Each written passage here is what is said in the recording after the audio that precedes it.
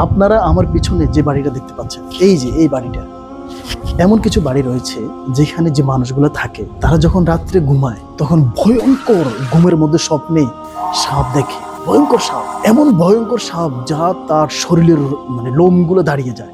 এবং রাত্রিবেলায় তারা ঘুমালেই ভয়ঙ্কর কুকুরকে স্বপ্নে দেখে, অথবা রাত্রিবেলায় তারা যখন ঘুমায় তাদেরকে যেন ভয়ঙ্কর কিছু তাড়া দিচ্ছে, এরকম একটা পরিবেশ তাদের এই বাড়ির মধ্যে তৈরি হয়। সারা পৃথিবীতে এমন বহু বাড়ি রয়েছে যেগুলোর মধ্যে মানুষ ঘুমালেই এই স্বপ্নগুলো দেখে থাকে। এক, ভয়ঙ্কর সাপ।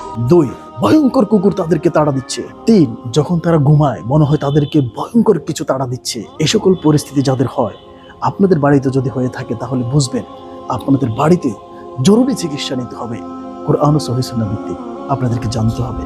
এরপর এরকম বহু মানুষ রয়েছে যারা যখন ঘুমায় তখন তাদের বুকের উপরে কোনো এক বড় অশুভ শক্তি বা ভারী কিছু তাদের উপর বসে থাকে, এমন কিছু ঘটনা ঘটে এইসব বাড়ির মধ্যে।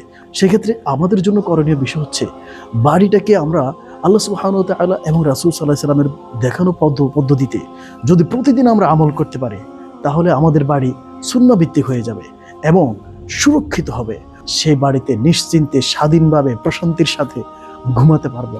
আর নয় আমরা ভয়ঙ্কর সাপ, কুকুর এবং বিচ্ছু দেখেই আমাদের প্রতিনিয়ত ঘুম ভাঙবেই।